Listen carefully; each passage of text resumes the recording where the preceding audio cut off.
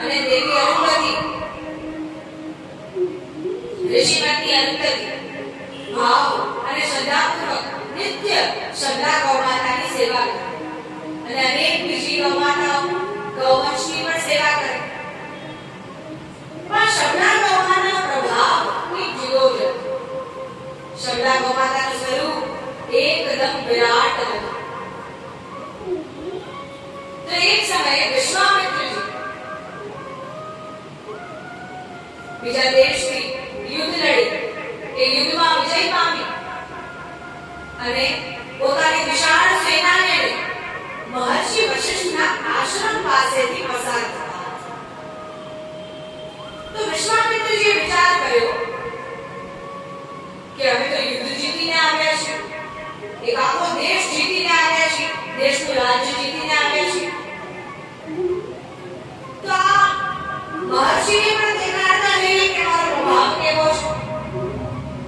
અમે કેટલા યુદ્ધને જીતીને આવ્યા છે.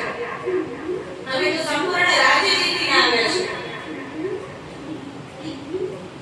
એટલા માટે એ પ્રભાવ દેખાડવા માટે મહર્ષિ વિશ્વામિત્ર મહર્ષિ વશિષ્ઠને એ પ્રભાવ જોઈ શકે એ માટે વિશ્વામિત્રજી પોતાની સેનાને ત્યાં જ છોડી, ત્યાં જ રોકી અને કહ્યું કે મહર્ષિ વશિષ્ઠના આશ્રમ પાસેથી પસાર થઈ રહ્યા છીએ, તેના આશ્રમમાં પણ જોતા જઈએ, મહર્ષિને પણ કહેતા જઈએ કે અમે તો યુદ્ધ જીતીને આવ્યા છીએ, અમારો કેટલો પ્રભાવ છે કે મારી સેના પણ એટલી વિશાળ છે. તો મહર્ષિ વશિષ્ઠના આશ્રમમાં એમને પ્રવેશ કર્યો. મહર્ષિ વશિષ્ઠને ઋષિપત્ની અરુંધતીને જાણ છે કે અહીં તો વિશ્વામિત્રજી પધાર્યા છે. તો વિશ્વામિત્રજીનું ઉચિત રીતે એમની આગતા સ્વાગતા કરી, એમનું પૂજન કરી અને વિધિ વિધાન પૂર્વક એમને વિરાજિત કર્યું. કે આજે તો અમારા ઘેર અતિથિ પધાર્યા છે એવો ભાવ ધારણ કરી અને ત્યાં વિશ્વામિત્રજીને વિરાજિત કર્યા. અને જ્યારે વિશ્વામિત્રજી કહે છે કે અમે તો આ યુદ્ધ જીતીને આવ્યા છીએ, અમે તો આ સંપૂર્ણ રાજ્ય જીતીને આવ્યા છીએ, અમારી સેના તો એટલી વિશાળ છે, ત્યારે મહર્ષિ વશિષ્ઠનો સ્વભાવ તો એકદમ કોમળ છે. મહર્ષિ વશિષ્ઠ તો સ્વભાવે સરળ. મહર્ષિ વશિષ્ઠ કહે કે હા રાજન, આપ તો બહુ પ્રભાવશાળી છો, આપ તો યુદ્ધ જીતીને આવ્યા છો, તેમ કરો કે આપ અહીં આજે જલપાન કરો, અહીં જ ભોજન લો અને ત્યારબાદ જ અહીંથી પ્રસ્થાન કરજો.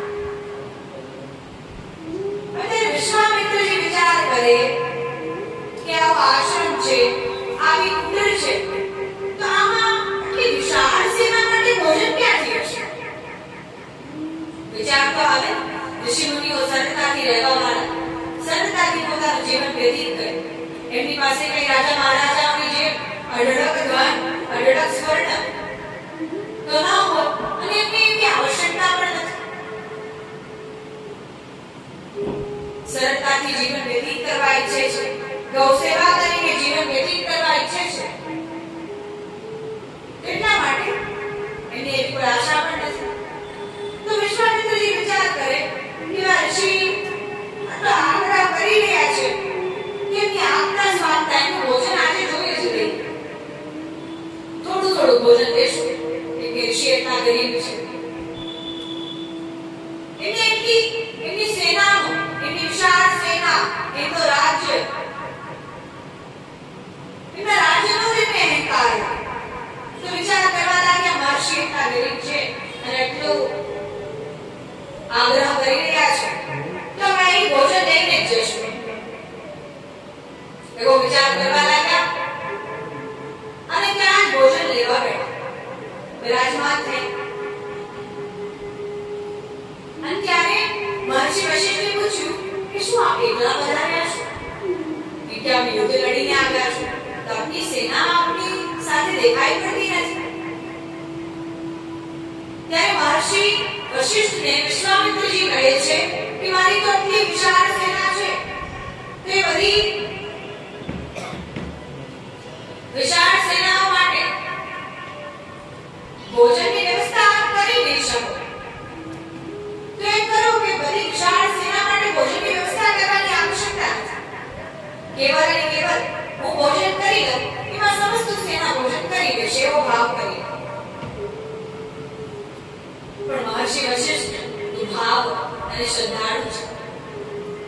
ત્યારે મહર્ષિ વશિષ્ઠ કહે કે આપ આપની સંપૂર્ણ સેનાને બોલાવી, આપની સંપૂર્ણ સેનાને આજે અમે ભોજન દેવડાવીશું, સમસ્ત સેનાને જલપાન કરાવીશું.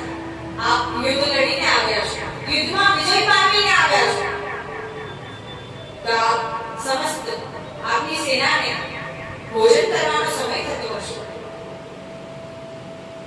તો આપણે એમને બોલવા આવીશું. તો વિશ્વામિત્રજી મનમાં વિચાર કરે કે એક તો ઋષિનું આશ્રમ આટલું નાનું, ઉપરથી ઋષિ વારંવાર અમને આગ્રહ કરી રહ્યા છે કે સેનાને બોલાવી લો, સેનાને બોલાવી લો. ક્યાં ખોટું એમનું અપમાન કરાવી રહ્યા છે, તો પણ આગ્રહ કરી રહ્યા છે તો બોલાવી લો, મારે શું. વિશ્વામિત્રજી મનમાં વિચાર કરી રહ્યા છે કે ઋષિ તો માનતા જ નથી. હું જાણતા અજાણતા કહી રહ્યો છું કે મારી સેના બહુ વિશાળ છે, તેનાથી મેં સમજી જવું જોઈએ કે સેના અહીં આશ્રમમાં સમાશે નહીં. તો પણ ઋષિ આગ્રહ કરી રહ્યા છે તો બોલાવી લે. ત્યારે વિશ્વામિત્રજી પોતાની સમસ્ત સેનાને આશ્રમમાં બોલાવી લે અને ત્યારબાદ સમસ્ત સેના આશ્રમમાં પ્રવેશી અને જાણે જોત જોતામાં જ એ આશ્રમ મોટું થઈ ગયું, વિશાળ થઈ ગયું.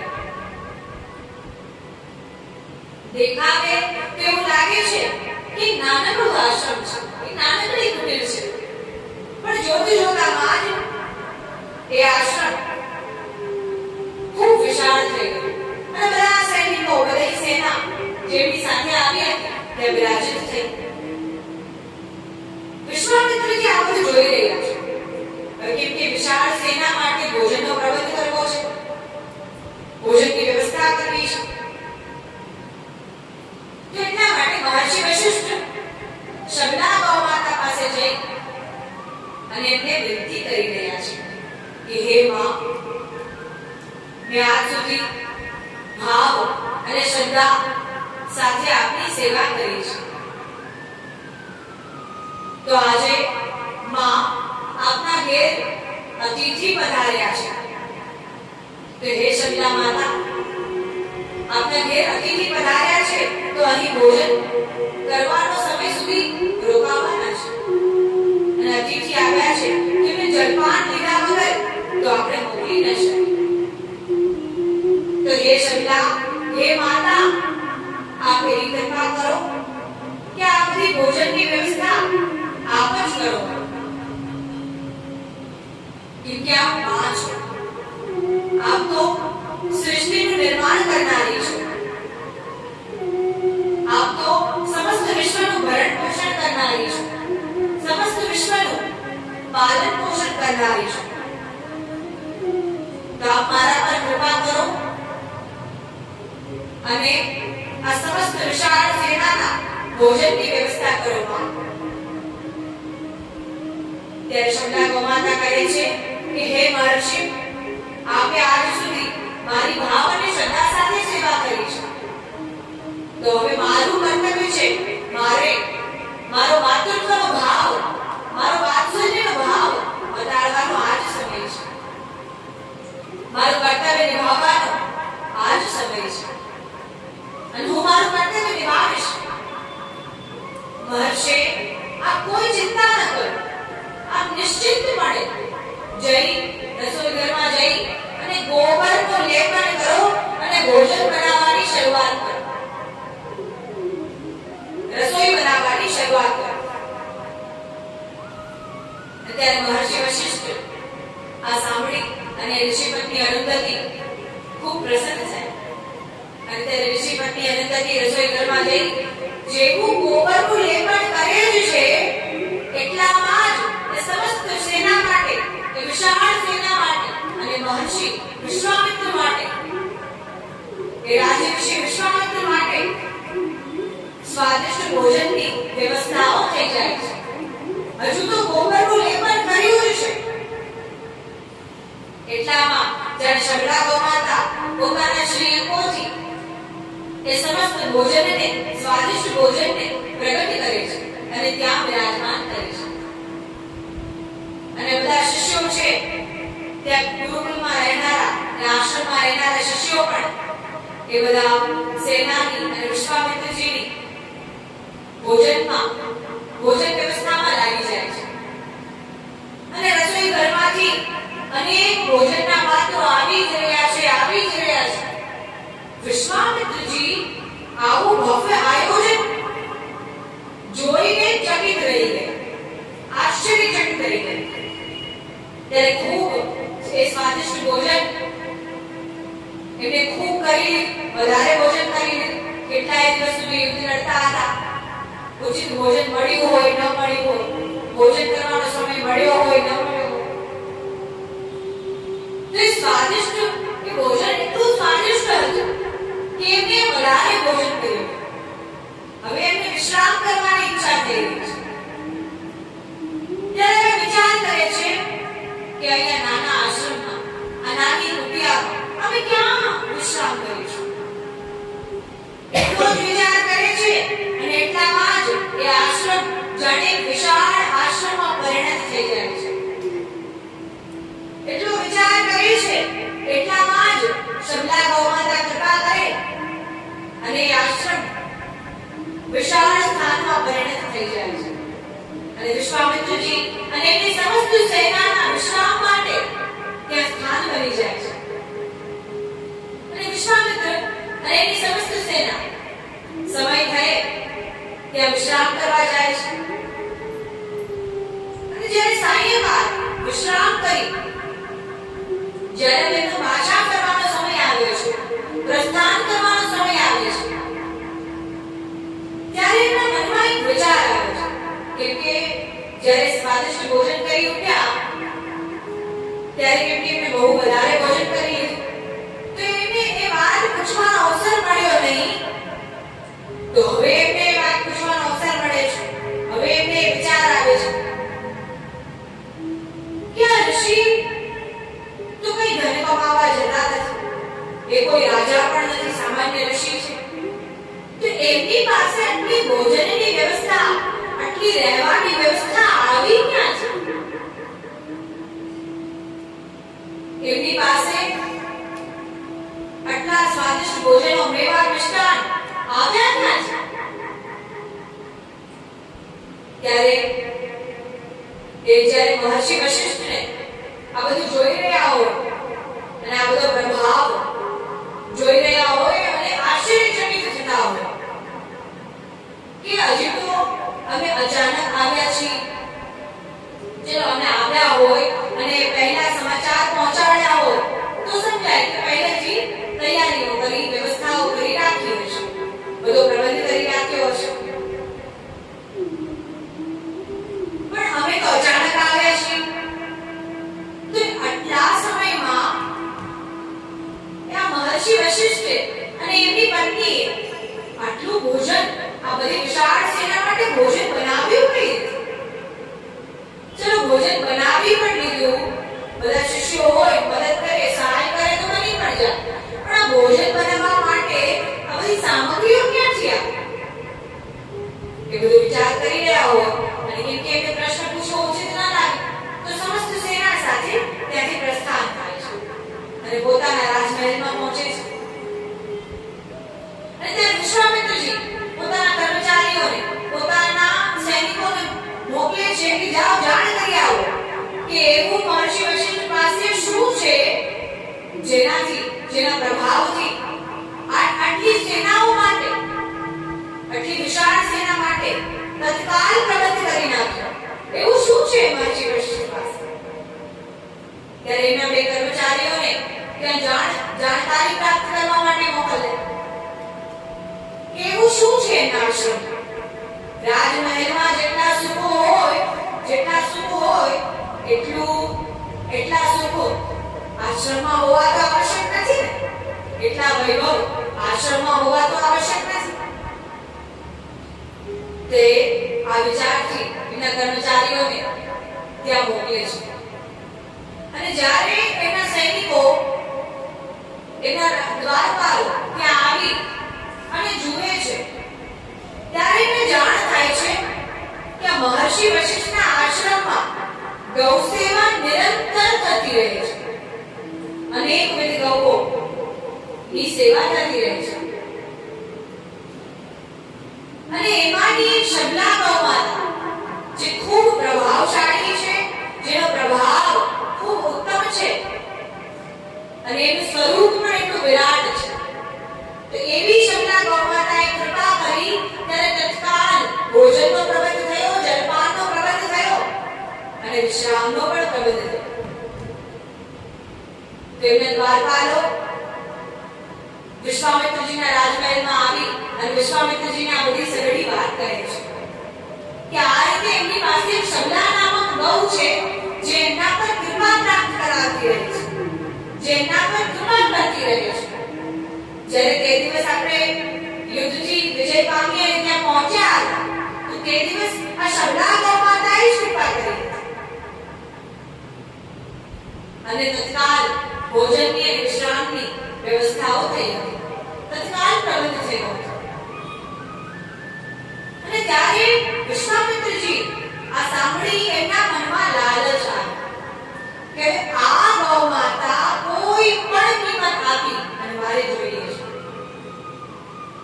ત્યારે મહર્ષિ વશિષ્ઠના આશ્રમમાં મહર્ષિ વશિષ્ઠ સુધી સમાચાર મોકલાયા કે અમે આ શબલા ગૌ માતાના બદલામાં 1000 ગૌ આપવા તૈયાર છીએ, સ્વર્ણ રત્ન જડિત ગૌ આપવા તૈયાર છીએ. એટલા રત્નો, હીરા, મોતીઓ, સ્વર્ણ નું દાન આપવા તૈયાર છીએ, પણ એના બદલામાં આ શબલા ગૌ માતા અમને આપે. એવા સમાચાર મોકલાવ્યા. કેમ કે મહર્ષિ વશિષ્ઠ શબલા ગૌ માતા પ્રત્યે ખૂબ ભાવ રાખે છે, ખૂબ સેવા કરે છે. તો એમને ના માની, એમને કહ્યું કે આ તો અમારી માં છે, આ શબલા ગૌ માતા અમારી માં છે અને એમને માં સમજીને જ અમે એમની નિરંતર સેવા કરીએ છીએ. તો અમે આ ગૌ માતાને આપણે આપી શકીએ નહીં. હે રાજન, અમે આપનું અપમાન નથી કરી રહ્યા, પણ અમે કેવળ અને કેવળ આપના વિચારોનો ત્યાગ કરી રહ્યા છીએ કે અમે આ શબલા ગૌ માતાને આપને આપી શકીએ. ત્યારે વિશ્વામિત્રજીને તો ખૂબ ક્રોધ આવી ગયો કે મહર્ષિ, એ ઋષિ, એ સામાન્ય ઋષિને આટલું સામર્થ્ય કે મને ના પાડી શકે. મેં એટલા યુદ્ધો લડ્યા, બધા યુદ્ધમાં વિજય પામી, મારા પાસે તો આટલો વૈભવ છે, આટલો યશ, આટલી કીર્તિ છે, હું તો આટલો કીર્તિવાન રાજા છું, મને ના પાડી દે. એની એટલી સામર્થ્યતા.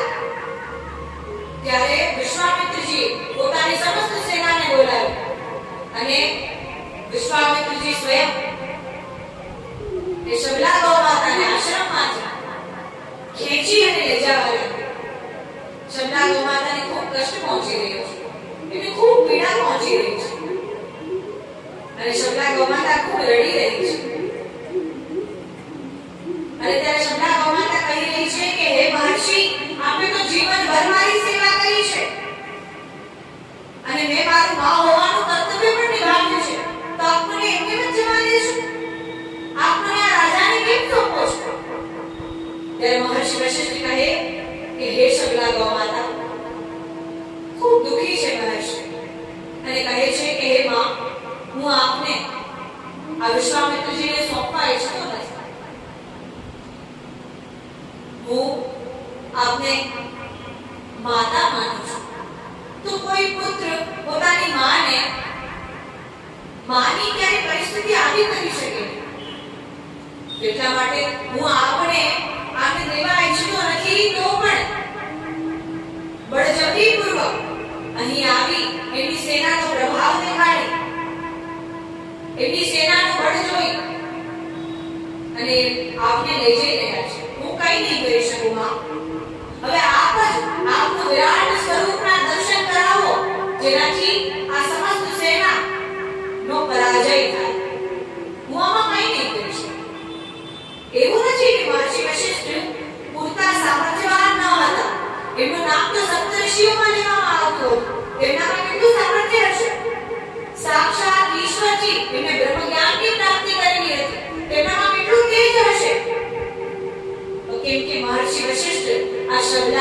માતાનું સ્વરૂપ સમસ્ત સંસારને આ સ્વરૂપના દર્શન કરાવવા ઈચ્છે છે. આ શબલા ગૌ માતાનું વિરાટ સ્વરૂપ, એમની વિરાટતા આ કલિકાળના જીવોને દેખાડવા ઈચ્છે છે કે આ કલિકાળના જીવો આ શબલા ગૌ માતાની વિરાટ સ્વરૂપનું દર્શન કરી એમની વિરાટતા, એમની દિવ્યતાને જુએ અને એમની મહિમાને સમજવા લાગે કે આ તો કોઈ સામાન્ય નહીં, પણ ગૌ માતા છે. આ તો અગર ધારે તો સાક્ષાત રૂપે દર્શન આપનારી છે. તો આ રીતે વિશ્વામિત્રજી શબલા ગૌ માતાને બળજબરીથી બળપૂર્વક ખેંચીને લઈ જઈ રહ્યા છે. ગૌ માતાને ખૂબ કષ્ટ પહોંચી રહ્યું છે અને એટલામાં જ શબલા ગૌ માતાએ પોતાના વિરાટ સ્વરૂપનું દર્શન વિશ્વામિત્રજીને અને સમસ્ત સેનાને કરાવ્યું અને એમના શ્રીઅંગોથી અનેક સૈનિકોને ઉત્પન્ન કર્યા.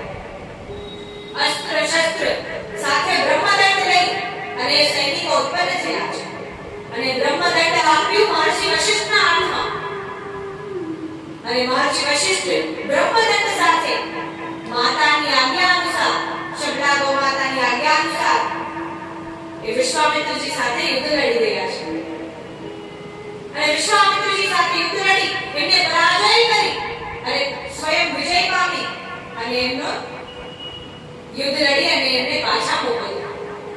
અને ત્યારે વિશ્વામિત્રજી એ યુદ્ધમાં પરાજય પામી અને પોતાની સમસ્ત સેનાઓને લઈ અને પોતાના મહેલમાં પાછા ફર્યા.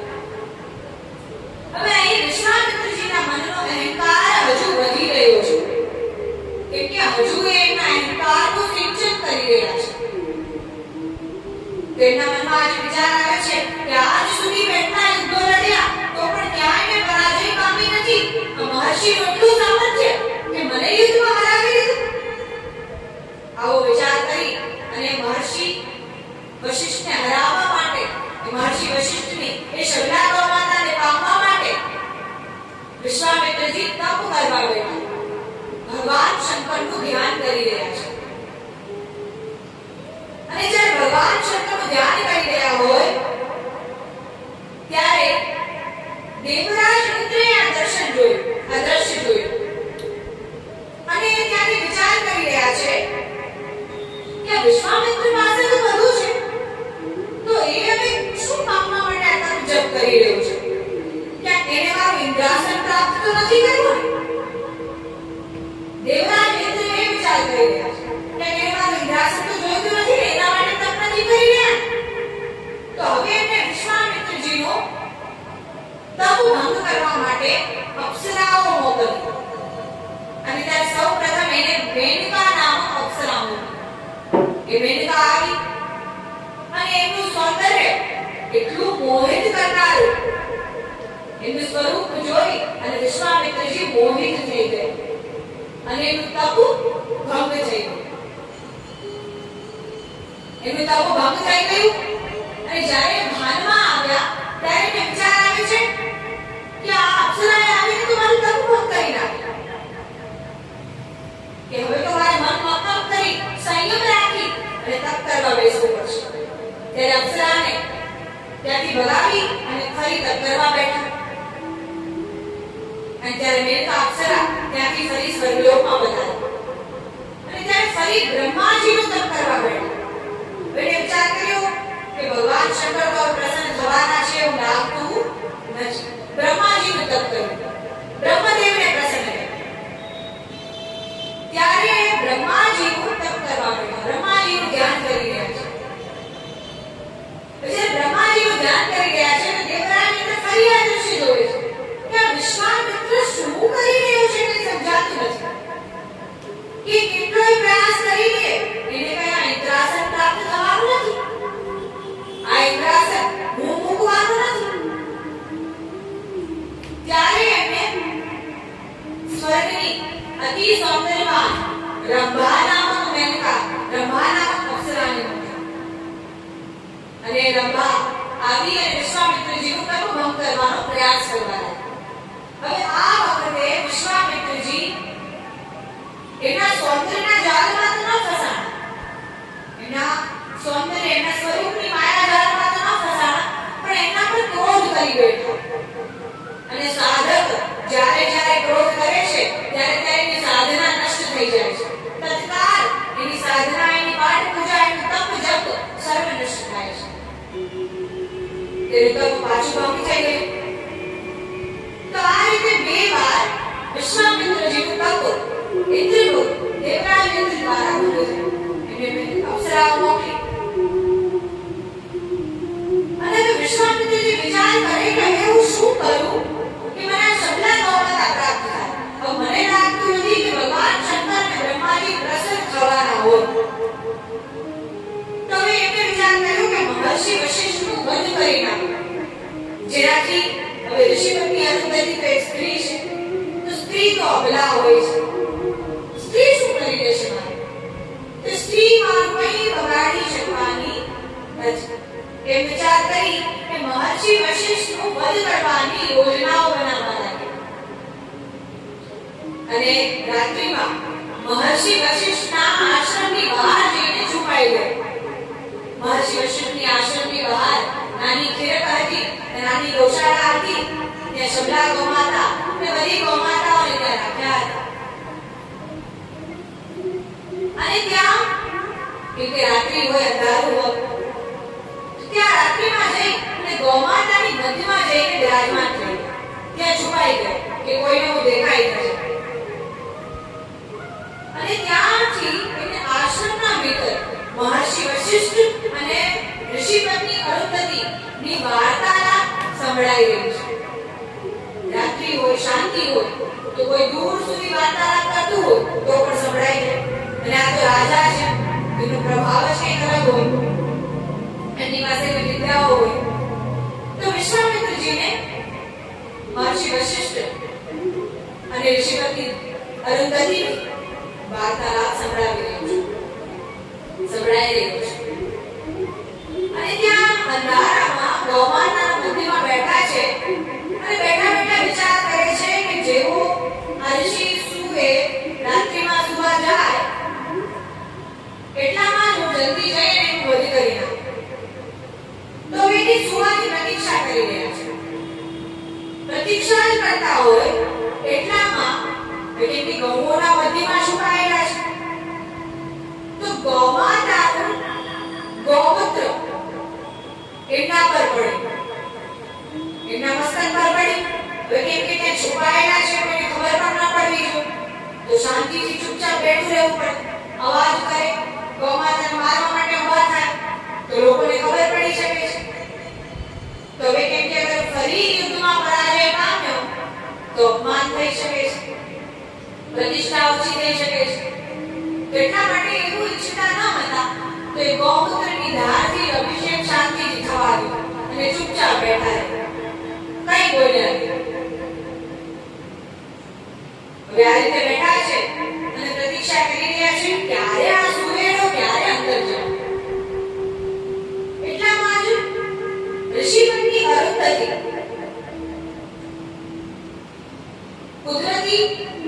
કુદરતને બધું નિહાળી રહી હોય, એ બધા દ્રશ્યો હોય કે પ્રભુએ તો કેટલું સુંદર સુંદર બનાવ્યું છે, કેટલા સુંદર સુંદર વૃક્ષો છે.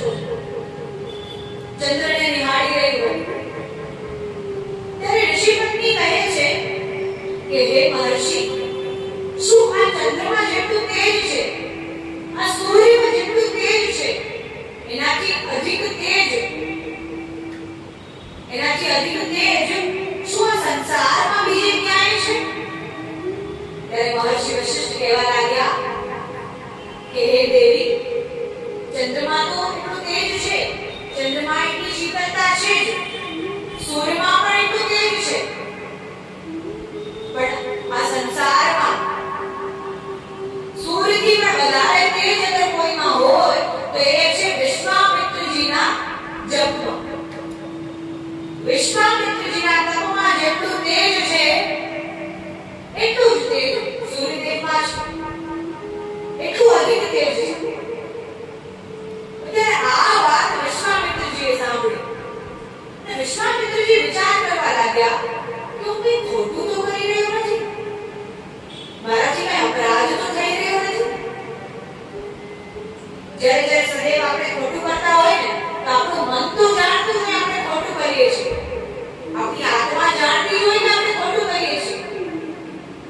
તો પણ આપણે આપણા વિચારો એટલા દૂષિત થઈ જાય છે.